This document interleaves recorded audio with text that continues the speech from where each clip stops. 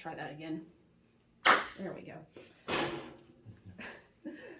All right, my name is Jean Fair. I'm a Texas historian and attorney. I'm here with William Masters today at Western Texas College's College on the Square, located at 1806 26th Street in Snyder, Texas. It's November 3rd, 2021, approximately 3:11 p.m. CST. Also in attendance is Tessa Holliday, Director of the Scurry County Museum. The purpose of this interview today is to further the Scurry County Museum's Veterans Oral History Project. Mr. Masters, thank you here for being with us today. So to just start things off, can you give us your full name and your date of birth, please? William Albert Masters. It's named after both my granddads, William and Albert. All right. And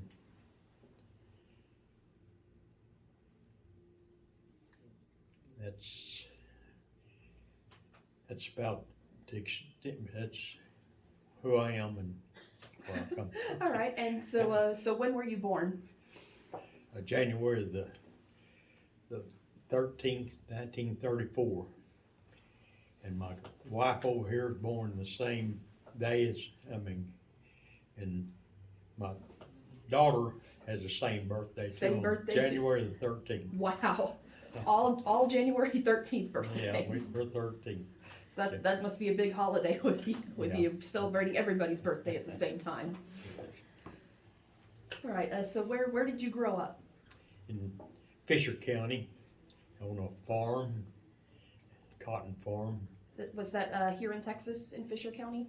Pardon? Was that here in Texas? Yes, just next county down on the Clear Fork. We had a Clear Fork run where we took our baths for after we got through working in the cotton field. Well, we'd go down there in the summer and get her baths before we could get her. But anyway, that's we didn't have too much. We just lived about southwest Row 10, about 9 miles, and we didn't have a whole lot. We had to catch her when we get to go sell enough eggs. We could get to go to town on Saturday evening and see a movie, get to see a Gene Autry or something similar. If we had 9 cents, the eggs was bringing 20 cents a dozen or something like that. And we went under the barns and stuff, try to make sure we had enough to get her tickets for the movie. But anyway, that's about. And Saturday afternoon was always what we looked forward to, in hoping we didn't get extended in the field or doing cattle or something. It would take priority on letting my dad had more work to do, continued, especially with going to school. He lost some time with us. And anyway, that's about really the extent of it. All right, and what led you to joining the military? Pardon? How did you end up serving with the military? What led you to that decision? Well, back at that time, we had the Korean thing happening, and now my mother wanted me to go to college, and so I went to Tarleton Military School there in ROTC, and I went a year there, and I'd run out of money. Had to go work in the chip mill to supplement and get my things, and then while I was working there, my time come and I got drafted. So I wasn't a volunteer. So I was drafted into the military. All right. About how old were you at the time when that happened? About 22. 22. And about what year was this, would you say? It's 56, I believe, something like that. 56. Which branch were you drafted into? In the Army, regular Army. Regular Army? Uh-huh. All right. Where did they send you for basic training? In Fort Chaffee, Arkansas. Arkansas. In Fort Garden Advanced, went to a signal school. In Fort Fort Gordon, Georgia. Okay. And then For those of us who don't speak military, what is signal school? What were you learning there?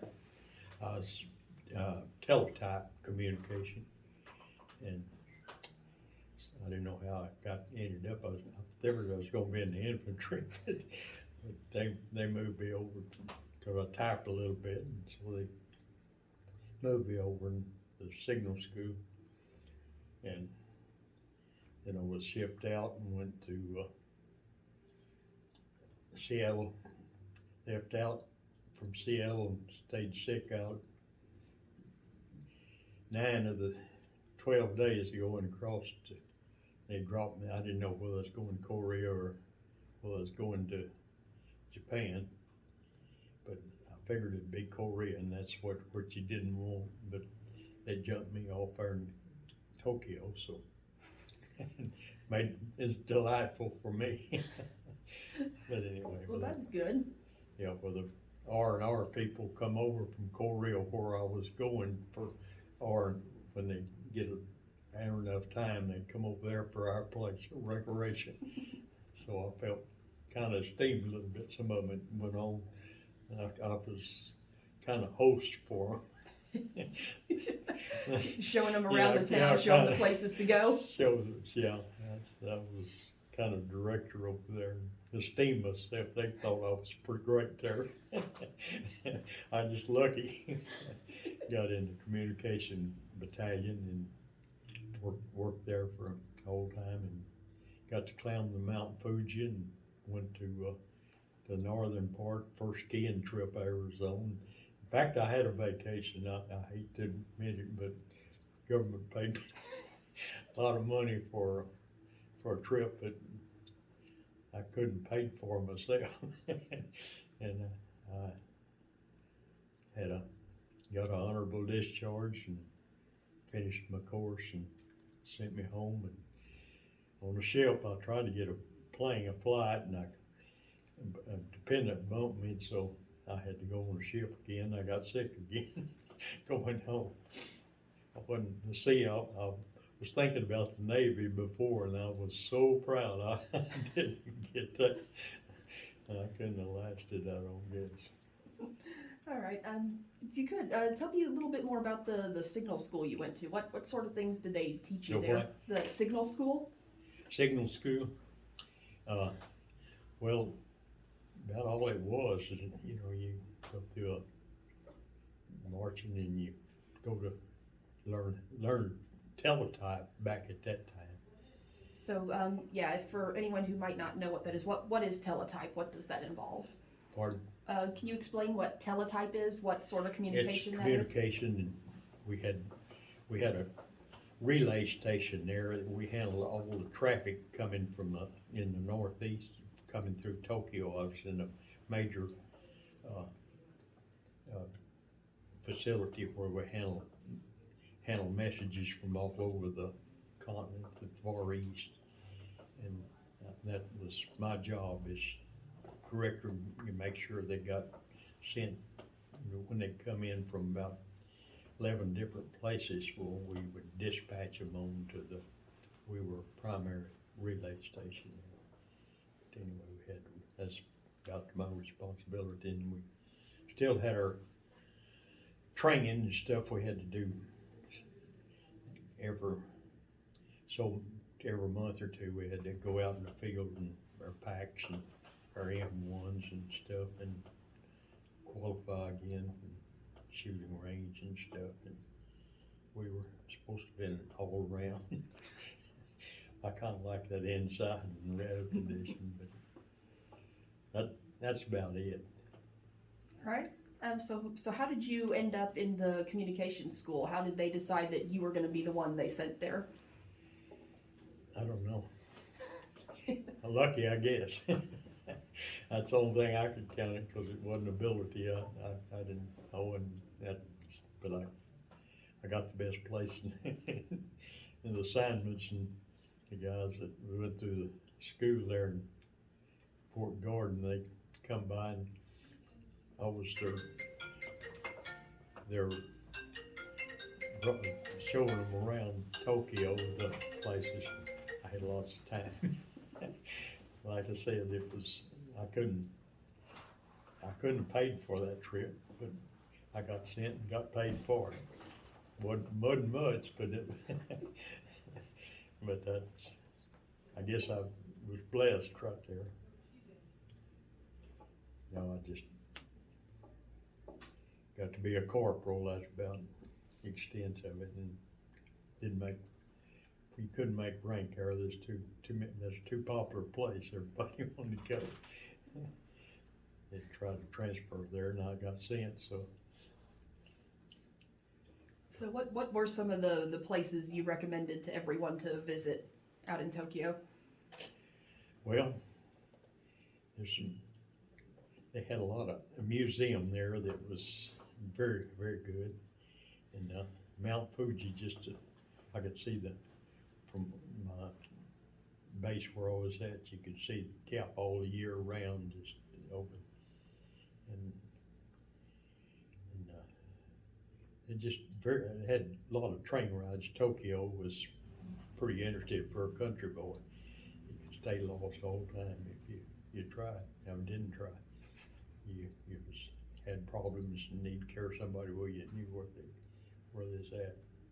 But anyway, had a lot of activities. I was in the archery club. I got to shoot.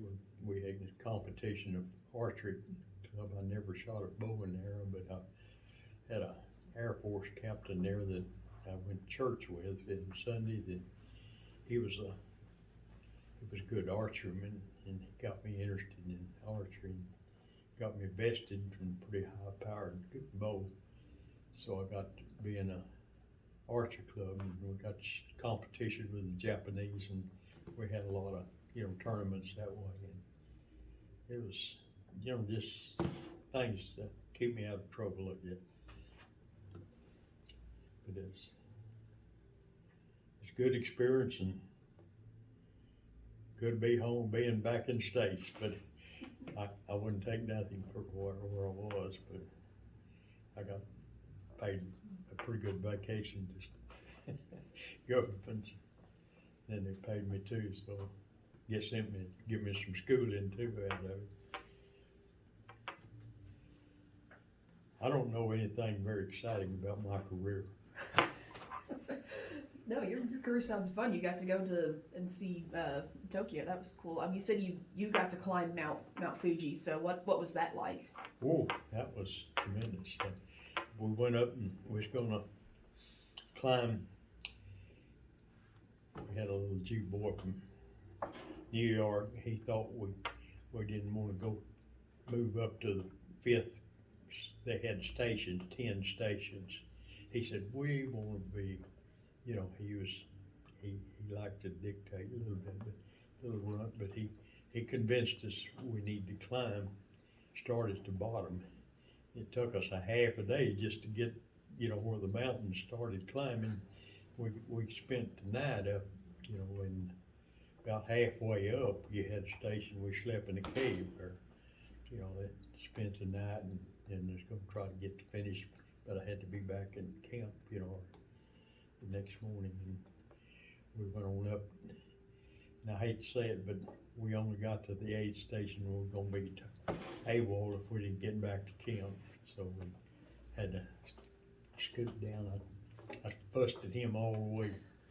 The rest of the time we were together there in camp, for taking us on that extra walk at the bottom. But I wanted to honor standing on top of Fuji, but I got to fly over it a little and look at it from the air, so that wasn't nothing like the climbing that I wanted to carry some souvenir from the top. I had the rolling lava coming down, and got down pretty fast, but it's pretty hard to climb. That's about the extent of it. There wasn't much. So when you said you flew over the top of it, was that when you were arriving there, or was that part of? Well, I was leaving this going down to catch I was hoping to get a flight all the way to the States, but they sent me to the coast, and I got back on the ship and got sick again. It's my whole way home. So I was in good condition. I wasn't too fat. I was lost about 12 pounds both ways. So I was glad I didn't join the Navy, which probably what I wanted to do. My dad talked me out of it twice, and then they drafted me anyway. So got to go to the Army and got to go be on a boat, and I had all I wanted to do that. So I was pretty glad that things didn't work out that I was a sailor, because I don't know. They said eventually you get over it, but I didn't think I was going to last that long. It's been a little longer trip. But, About how long was that boat trip? well, going over it was 12 days. Coming back it was 9. I don't know. We got on better faster, and a little better gale coming back, but I tried to make a slip there. I was going to pie my way back, get me a deal, and at the last minute they bumped us. The dependents bumped me, so I had to go with the regular troops. So I went ahead and saved my money and got sick again. And you were sick the whole time, both ways, each Yeah, trip? most of it. Ooh. I was sure glad you just kind of nauseated. You just kind of hang out after you do all your heaving. Oh, that's a long time to be seasick. Yeah, but when I got off, it was cleared up. I mean, it's just perfect. I'd heard about all that, but till you experience it, and you hope that you fit. If you fit, well, you'll be good. But if you don't fit, you kind of you find out pretty quick too. You had night duty, and you had served guard duty and stuff, and then you heaving over the side of the boat too, and you come in at night, and there's about 600 in a little old place up front, and an anchor hitting, and you get lost. It take a while to get. You wasn't born. You wasn't used to the ship. The Navy don't knew how to get around at night, but when we just on guard duty, they put us doing their stuff. So.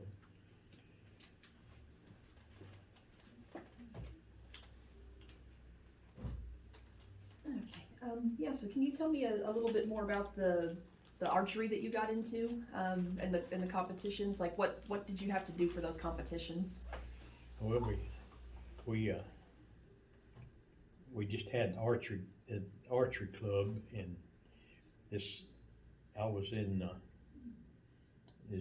we had competition with the Japanese and different things. We got one of the things that's pretty interesting with the archery was my good friend is Will McPhail from Minnesota. But anyway, he and I went out, and we was gonna practice a little in a train out there pretty close to camp, and we got our bows and stuff. We headed out there, and the Japanese they had a little training stuff, and we didn't know what, it's just a field there what you go out and do a little extracurriculars, but the Japanese had a group there too. They had their little army and stuff. That they didn't try to combat or anything because they were the defeated. But anyway, they were all they were hiding out. They were in the bushes and stuff, being ready, kind of secluding themselves. And we come out with our bows and started man, they started coming up everywhere. they let us know those arrows wasn't no blank shots there. we found we knew where they was all located. They want us to know. So we changed our hunting and our practice field to another place. So they were satisfied if we take our bows and leave. So what did you guys have to do for like the competitions between you? Pardon? What were like the challenges that you had for the competitions? Challenge. Yeah, like what sort of things did you have to do to compete? Was it Well, just you- like shooting at targets? Yeah, it's targets, different kind, moving targets, and you go on a range, you move and something pops up, you're, you know, graded on that. But it's pretty challenging there. But we, like I said, we had like a little bit of time sometime in between to practice. If we could find a field open for it's pretty crowded over there in that area. So you didn't practice on base, you just had to look for like Yeah, open there's fields? trains out there. We get on a bicycle, take our bows and go out and look for a place. But we got in a place where the Japanese were doing their thing too, and they exposed themselves. So where they were come up, they surrendered. Our arrows, I guess, was a little more pointed than they wanted to face. So about how long were you stationed there in Tokyo? About 18 months, I guess. I just had a 2-year hitch. I was drafted. I didn't volunteer. So there for 18 months. That's a good long while to stay in a foreign country. What was that like being away from home for that long? Well, that's first time I really had the opportunity to leave, and I had no choice. So I got to see country, got to go to different places and train in Chappie and Fort Garden in Georgia. And look, I had a lot of interesting places. What was basic, and then they had advanced. They got in signal school after they got used. But I didn't tell them I wanted anything or specifying anything. I got drafted, and I figured I'd let them make the decision where they wanted me. So they did.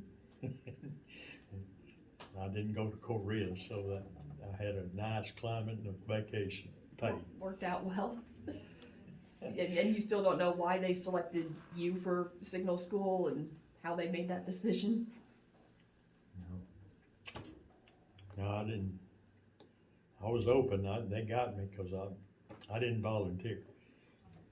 So I didn't try to tell them too much what I wanted, because I figured they were going to do whatever they wanted to do anyway. So when they got the upper hand. I had a vacation, really. It's easier in the farm work than the other stuff. Let's see. Do you remember any like particularly good stories about showing the other troops around? Did anybody do anything really crazy or get themselves in trouble when they go there for their R&R or anything?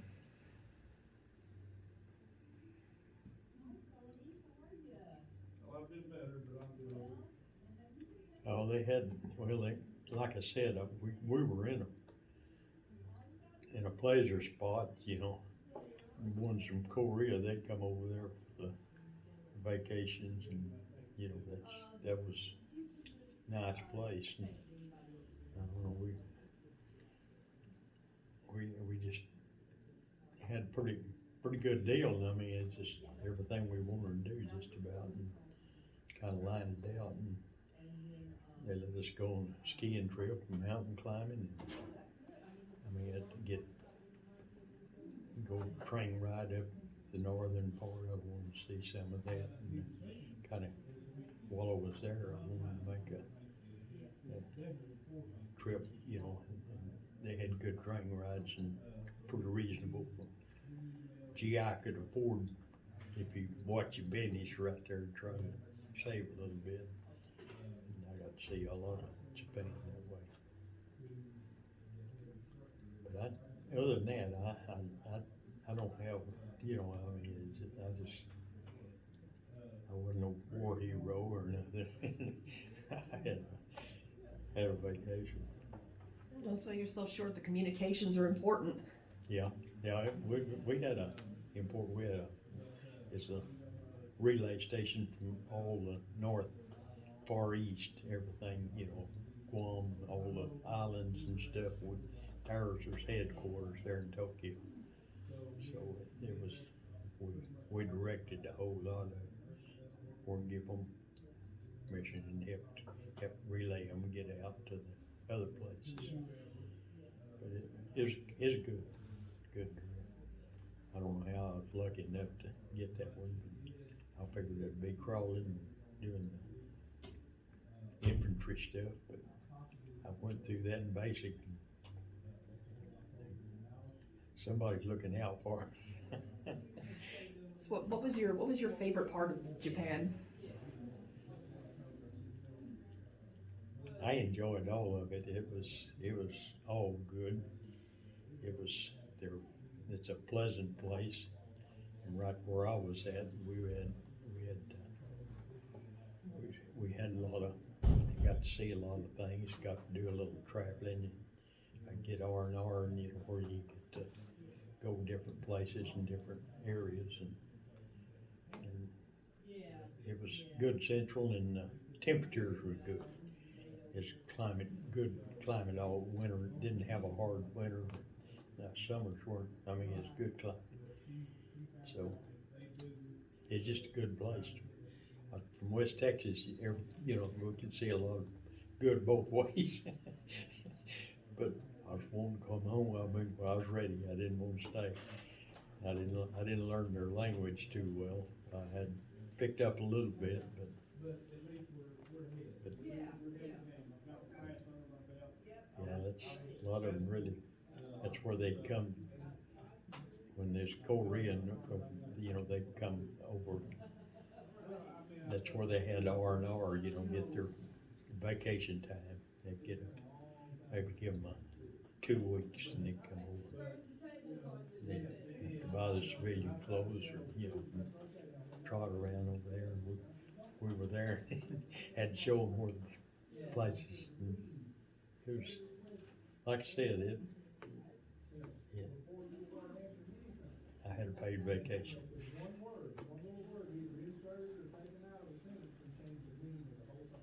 Let's see. So did you get any like medals or awards for your service anytime while you were over there? Well, I got shooting expert target.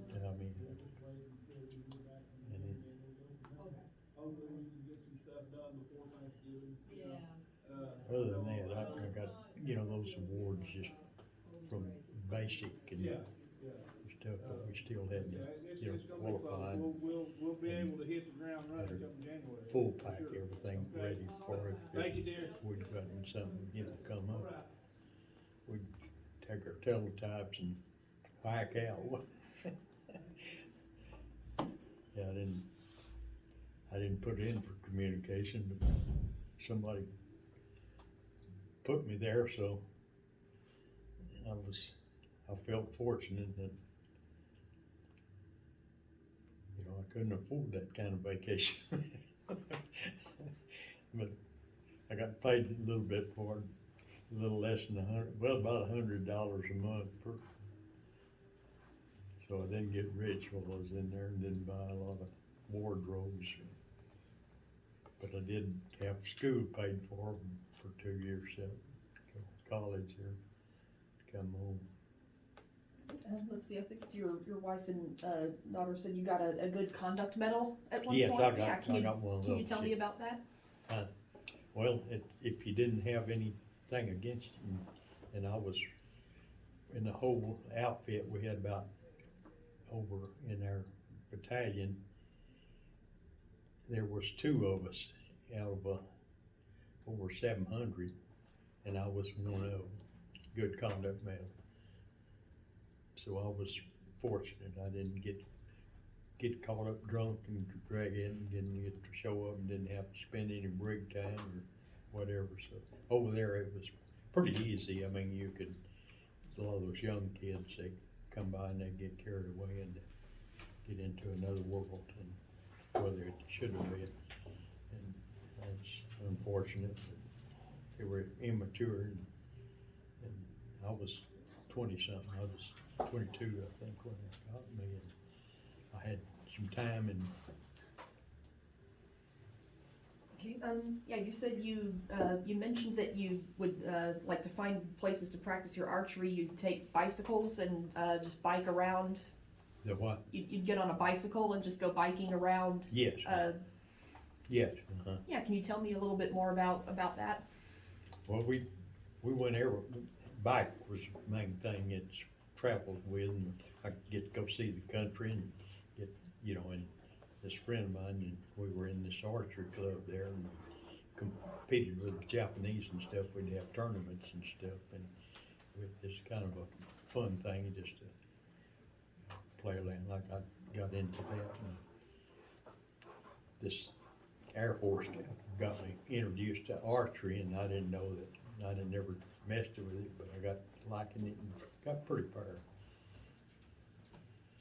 But that's about it. Right, was that just you guys on the base that used bicycles, or was that how most people traveled there in Japan? At that time, it was, yeah, bicycles. They had some old. I bought a bicycle when I got there for $5, and when I got leave, I got my money back. And that guy, one of them come in. I had it kept down at the end of the barracks there. When I get my time off, when I get to go down, just get on the bike and head out,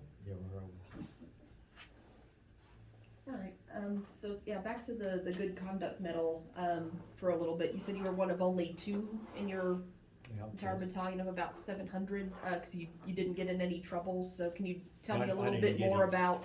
I didn't get any trouble on it. I didn't.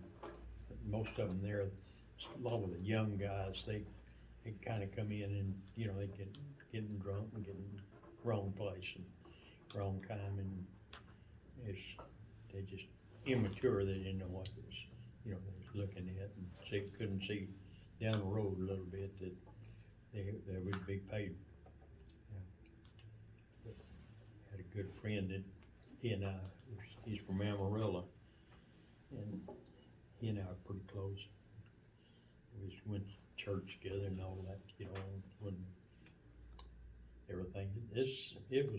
We were blessed. I mean, and Dad, can you kind of tell about the story of when those guys were trying to get you to bribe the officers with alcohol?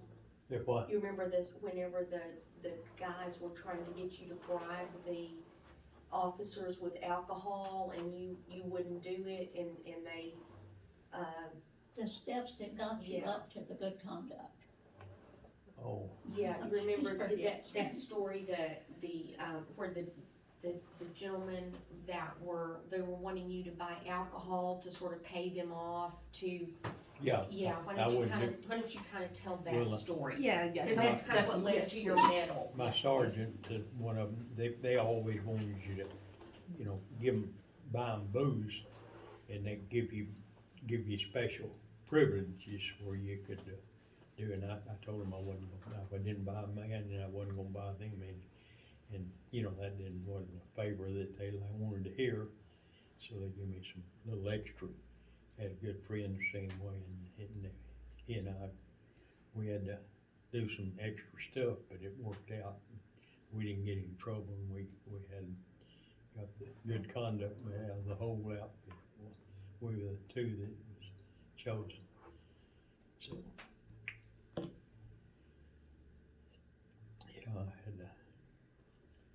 I was, every Sunday morning, I'd make the, church and stuff, and most of them, most of them kind of over there, it was easy to kind of forget your spiritual part there. So where did you go for church while you were there? Oh, there was a place, the Air Force was right there, had a base right there, and they had a little church that this this Air Force captain, he preached some, and then there's 2 or 3 more, they got things together. He'd been around 20 years or so, and they took me in a little bit too, so. And he got me into the archery and gave me extra stuff to do, and had open invitation to come to their house every time I wanted to. I'd usually go Sunday afternoon after church a little bit, and it worked out good. I had good friends, good Christian help, and you know, you know good and well you have to have help, and you need some help when you get there, because you get by yourself, you overwhelmed. But you know, the Lord always looks out for me, and I felt he was watching over me, because everything, I didn't have anything to complain about.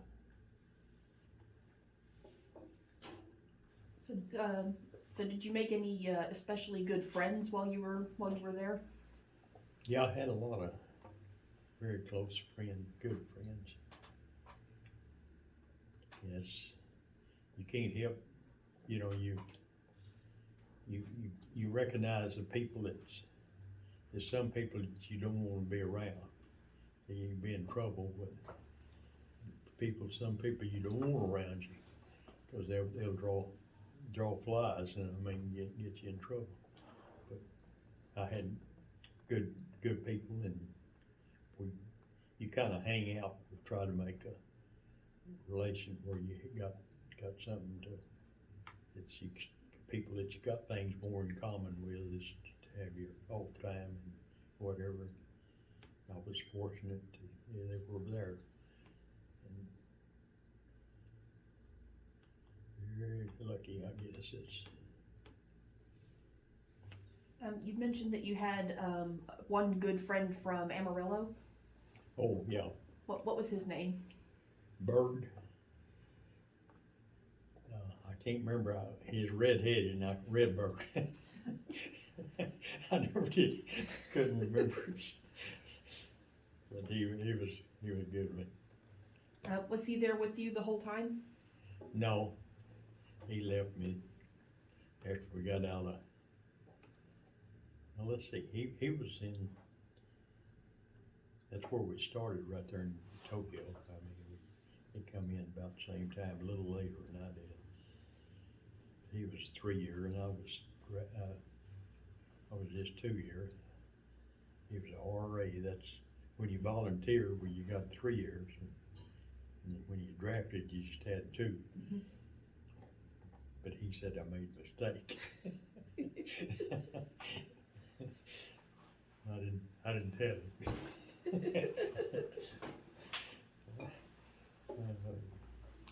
Did you stay in touch with him at all after you got out? What? Did you stay in touch with him after you got out? No, we kind of got right to last. We got to shipping, changing around a little bit, and ones I was with most of the time, I left them early, because most of them was 3 year people, and they had more time to spend over there. And I had to get home, get back to my work. You said when you got out that the military paid for 2 years of college for you. Mm-hmm. What did you go to college for? I went to welding school. Where's that? And then out at WTC. Okay. And out the shop, and then I had some religious classes. I took Bible, and I had a place, and I took Bible and welding, and got my 2 years of that. And so you got your a welder's license out of that? Pardon? You got a welder's license out of that? Yeah, I was certified, yeah, but I didn't pursue that, because I just had a welding shop out there at my farm, and I was welding before I went to welding school. So I had to build my shop and all that stuff, and done it all myself, by myself. So, what kind of welding did you do? What? What kind of welding did you do? Just, metal, building frames, and I put a 40 by 80 by 10 building up out there, and bought cheap pipe and straightened, had some of it was crooked, but I got it for 6 cents and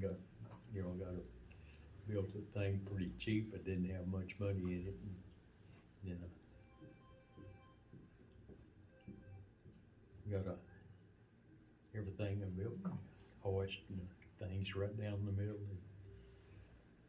where I could handle everything, and I didn't have to do any lifting. And had my backhoe and stuff where I could, so I saved my back. But that's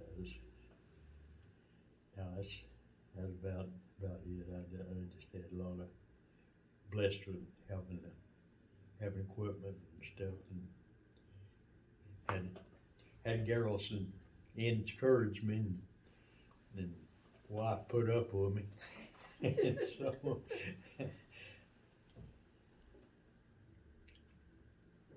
Let's see.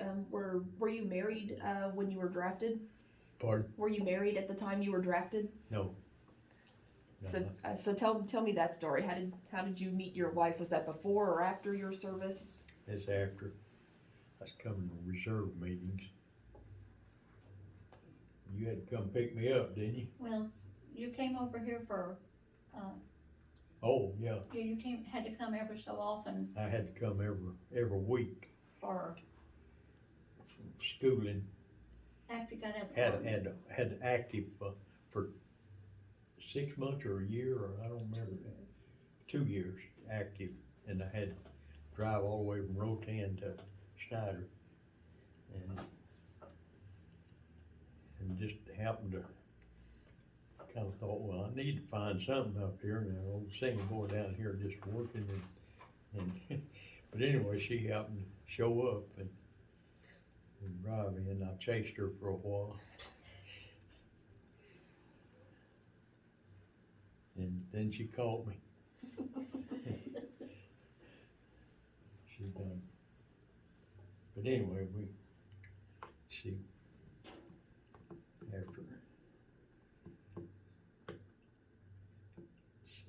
what was, how long? Well, you have to go out of the Army, you had to go to National Guard Yeah.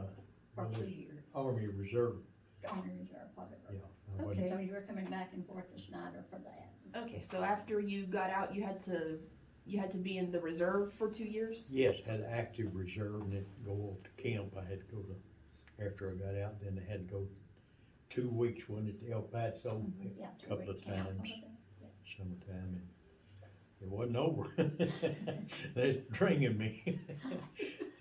Yeah, that's about it. And run across her and see rich school teacher. Had a good car, mine, busted mine coming up. The school teacher run into going, Mary Jo Harold, you probably You may not never. want that in there. Huh? You may not want that in there.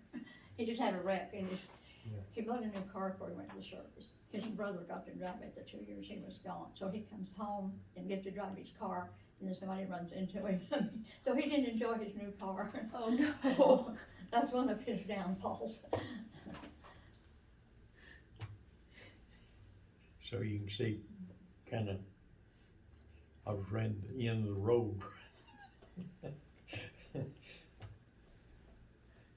Got fortunate then. Well, Let's see. Did you do anything besides the welding for a career after you got out of the service? well, I was employed with the Chevron Oil Company. I went to work at a gas plant. Stayed out there 5 years, and then went over to Sack Rock, worked 32 years, retired with Chevron. What about your farm? What? That's your farm. And then I had a farm and fenced all the time too. I built all the fences out where was that, on the sideline, you know, I done that extra. And what else did I do? Raise cattle. I had cows. She tells me, ask her what I done. But He's anyway, leaving out a lot, but that's from what he tells us, but. huh? I said, from what you tell us, you're leaving out, we didn't prep him before he came in here. Kind of reminds me of my husband's dad. He did a lot of things Yes, uh-huh. too. Yeah, Let's see. So, yeah, they told me that just a few years ago, they helped you reunite with one of your friends from the service. Charlotte, give me a Yes. surprise. I thought, well, I never see him again, but So he is my archery one that we went out. that was your archery buddy. Yeah, he's a big old stout German, and he's pretty good with his bow. We enjoyed, you know, target. But So what was his name? Phil, Kenneth Peel. Huh? Kenneth Peel. Kenneth Phil, yeah. That's how good my memory is. I'd already forgotten good buddy right there. His name. So how did they set that up for you? What Oh, did they they- tell they you was set going me up, on? but- Yeah, what did they tell you was going on before you found out what they were really doing? Well, I was down, they set me up down and sent me the oldest daughter, Melinda, and then Charlotte went up, you flew him down here, didn't Yeah. you? From Minnesota? From Iowa. Iowa, yeah. And I never figured that there was, but they'd come out and their other daughter, Melinda's house, and he come, they knocked, and I didn't know what was going on. I saw him, then we had to hug and cry a little while, and then, you know, that was, what a deal, and everything. And he called you Tex. He's the only one that yeah. ever called you Tex, but he came to the door and asked if Tex was there. And that got Dad's attention, and he went over there, and I think he was very surprised. I was surprised. I didn't figure to ever see him again. How did you get a hold of him? I couldn't. I have my ways. Huh? I have my ways. Yeah, I never knew what was going on. Just lived in surprise life, didn't I? So what was that like seeing your friend again after all that time? Well, I really enjoyed just visiting, and she carried us over to an air show, and we got, you know, just visiting, looking at airplanes and stuff, and got reminiscing, you know, a little bit. It was, you know, we had a lot of enjoyment together. We've done a lot of things. We've done a lot of, you know, extras that other than Army all the time. He was one of my better ones. But he's a good friend. Yeah, that's sometimes you don't ever expect to see it. You know, that's history as far as I was concerned. That's you never expected. Never figured she comes up, shocks me all the time. So they talk on the phone periodically now. They talk, you know, quite a So bit. you stay in touch with him now? yeah, he called everywhere trying to find me. He won't know this was Tex. I mean, he called all over he said, I've been calling and I had a clue and used news in Texas. And I don't know how still don't know how he figured it out, but and I said, yeah, it's Tex. I worried. Then he told me, and I couldn't believe it. And he had that much patience to chase me down. But you ask him about his bow.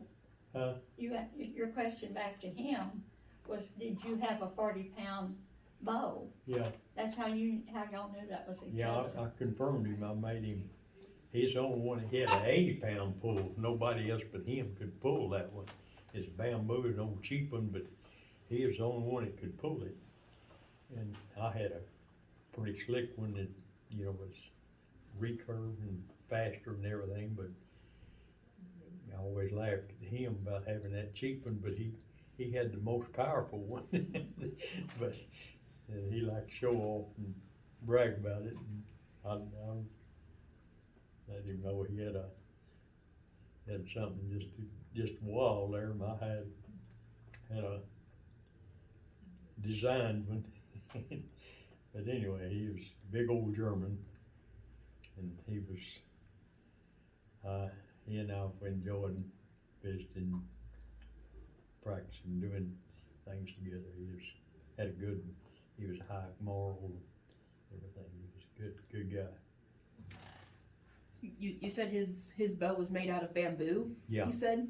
bamboo is, yeah, that's what the Japanese used over there. We'd contest them, you know, in tournaments and stuff. He and I would go, we had a lot of enjoyment from contesting the Japanese too.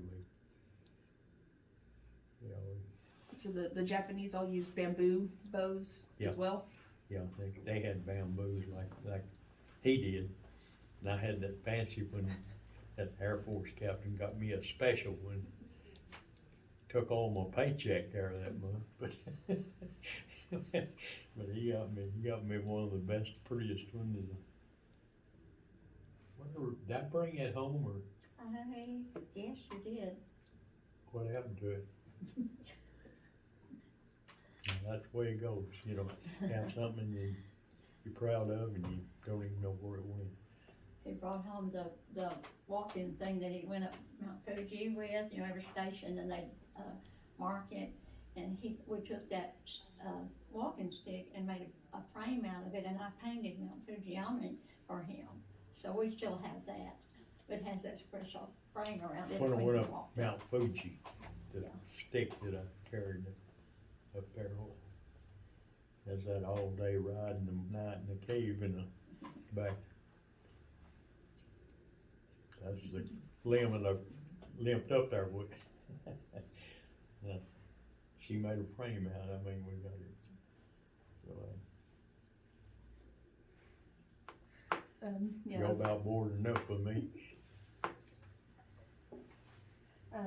Yeah, your daughter told me that your meeting with your friend Peel that actually went viral on all the social media platforms. What did you think about that? The what? That the video she took of your meeting with your friend Peel when you reunited, that's gone viral.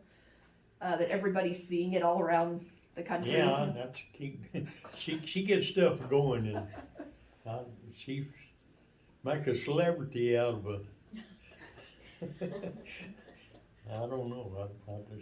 I got a spot, and she's my drama. She's my director, I guess, because I don't know. But anyway, she made the life a little interesting for me, and she brought some memories back and things that I wouldn't have thought would ever happen, and it did. Yeah, I couldn't believe it. I'd see him again. And yeah, he called everywhere trying to find me, locate me, and she found out about it. You know, his devotion. You know, I thought, well, that's just history. We went through this, and we served, and we discharged. We get home. Everything's just make a living and have a career and live and die. So he was the one looking for you after Yeah, you got back? Yeah, after he come back, he's wanting to locate me. He and I were he was pretty young, and I kind of took him on and kept him going to church and going to the thing, he didn't get in trouble, and he didn't get a good conduct, but he was a good guy. But I was like I said, I don't know why, I had 2 out of 600, and I happen to be one of them. And, but over there, it was real easy, cause everything was so wide open, a lot of prostitution, a lot of things in Japanese, it was, you had to be on another road, and you couldn't roam the villages and. Can you tell them about when you went in front of that board? Remember when you had to go in front of that board? Well, they wanted him to be promoted. He kept asking him, don't you want a promotion, don't you want a promotion? And he'd go before the board, and they would ask him, you know, why aren't you nice to these guys over here that could promote you? He said, well, I don't do what they want me to do. That's why I'd rather be who I am than to be somebody else and try to get promoted. So, and that, you know, And to buy liquor, the people who were getting promoted were buying liquors for their superiors. Yeah, and they he wouldn't do wanted it. money, and I said, I'm not giving you a dime, cause I'm not gonna earn, to get me a promotion, I don't want a promotion for that. And they didn't like me, but they understood that I wasn't gonna sponsor them, and I don't know how it worked out that, how the whole bunch, I got the deal and they got bad names.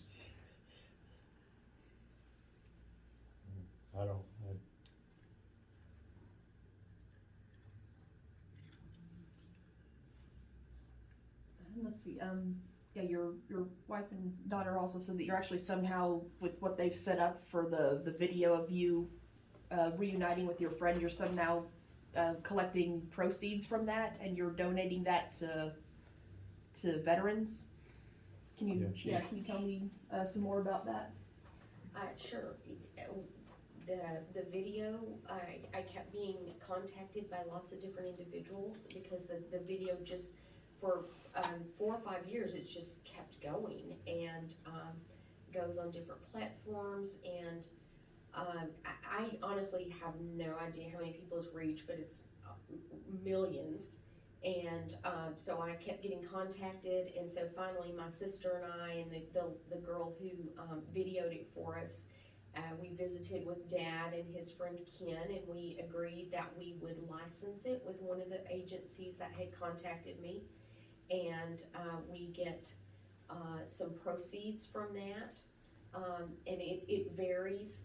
Some months we get a little more than others, but we made the agreement that we would use the proceeds to donate to veterans organizations. And one of the first things that I did with some of the money, there's a veterans wall in Lubbock, and so I got a brick with Dad's name on it and Kenneth Peel's name on it, and they're side by side, and so those bricks are there with their names on them, and we've honored some other veterans from Scurry County in that wall in Lubbock, and just done several things, mostly right here in West Texas is where we've tried to make our donations, and so I think that as to their wishes, that we have been able to take this video that nobody ever intended as an income stream, but it is an income stream, and so we've been able to do what they would like, which is bring honor to all who have served and to their families, and so that's really been, I think, real positive for Dad and for Ken and for all of our families. That's great. So, like, what other organizations have you been able to donate to? I'm a volunteer in Lubbock with it originally was called Remember Our Heroes. We do a lot of things to assist veterans who are suffering with PTSD, to provide counseling for those who need it. Some have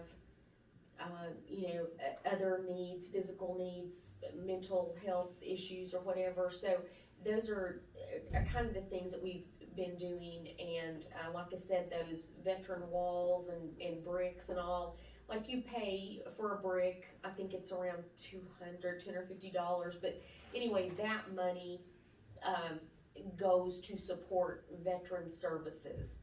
So we're getting a little recognition for them with their name on a brick, but the money is going to assist other veterans who have some kind of need. So it's been great. Nothing anybody Yeah. expected. That's good,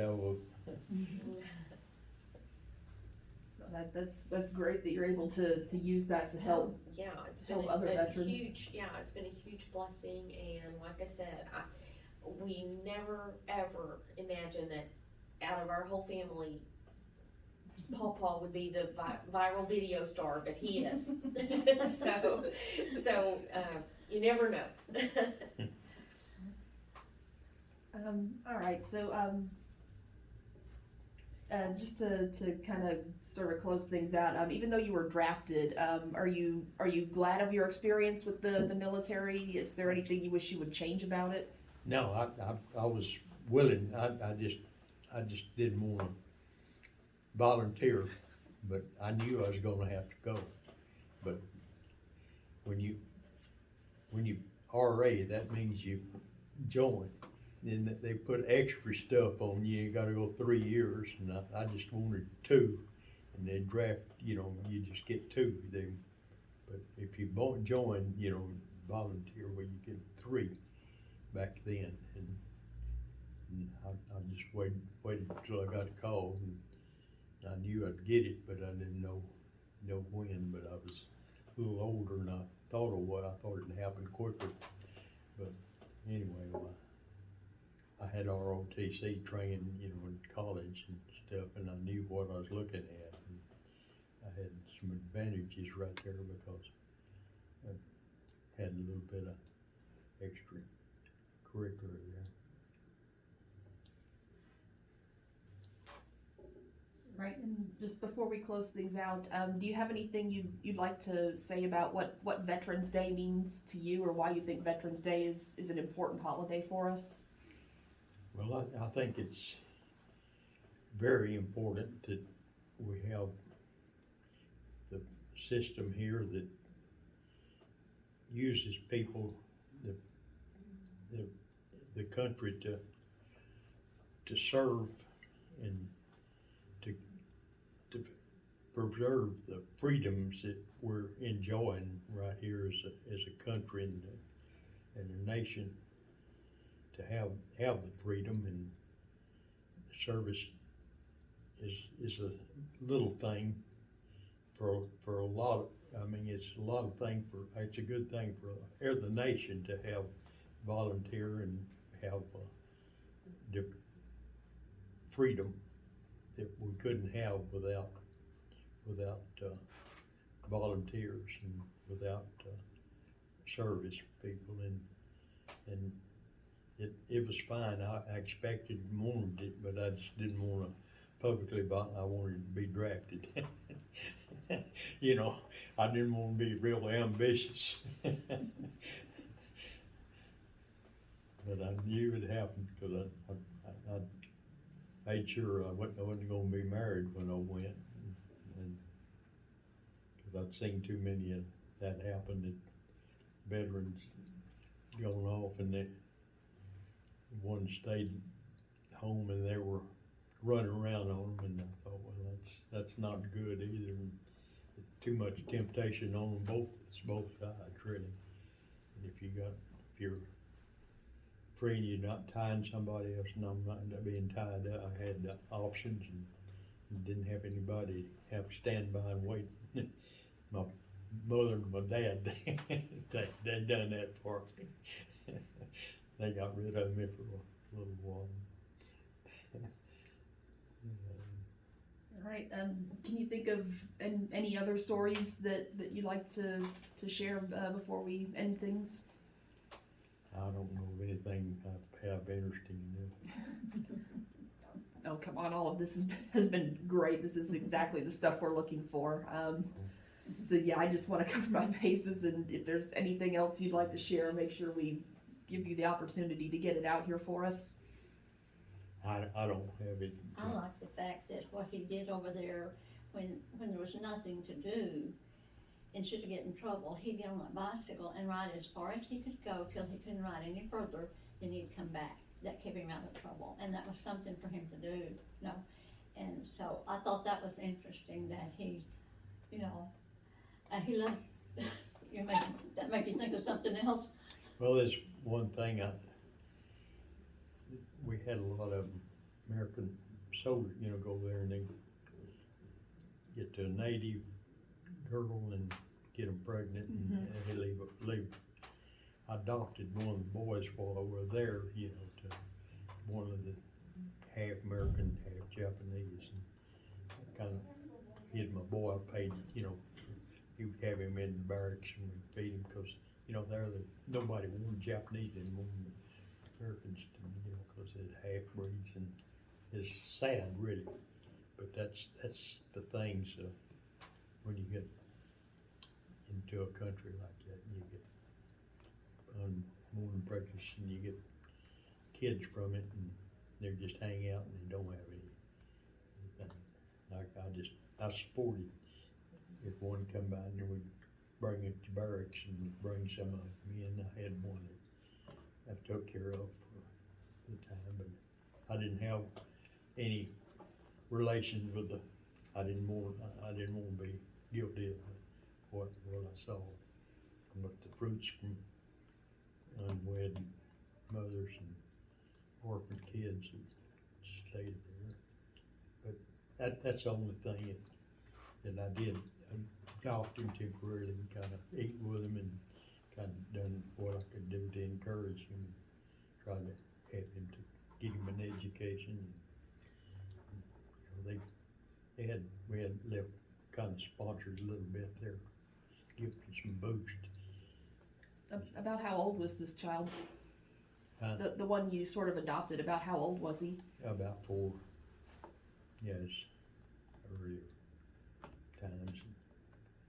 But this, you know, the veteran, they come home and boast about, you know, stuff like that, and they don't think about what they could have leaving, not providing something to take care of possibilities that, you know, could come from temporary enjoyment there for a while.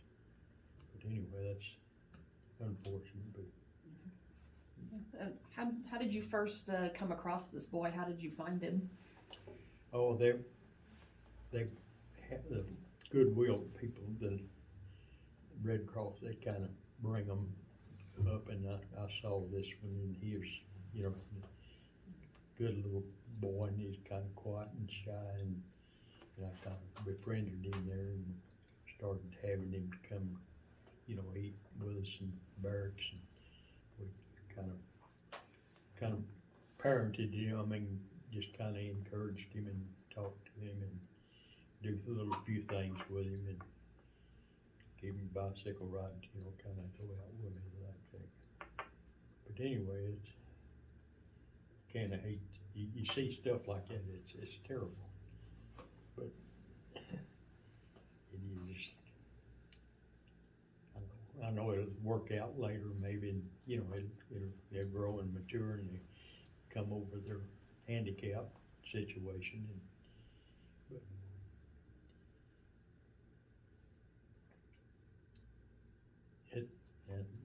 other than that, it's. Well, that's great. I'm glad we got that story, and that's great. So, Yeah, All we've right. got some pictures of Dad with the little boy. He's adorable. Aw. Yeah. And he's so happy. Yeah, there's pictures of him, you know, just happy little boy. that's fantastic. All right. So if there's nothing else you can think of, I think we'll go ahead and stop. Mr. Masters, thank you again for your service, and thank you so much for being here with us to share your stories with us today. You got to thank her. Well, thank y'all so much. Thank you. We're really excited that y'all are doing this, and we hope you get a I really guess good you got the response. picture that he is so humble that he thinks that his service was not worthwhile.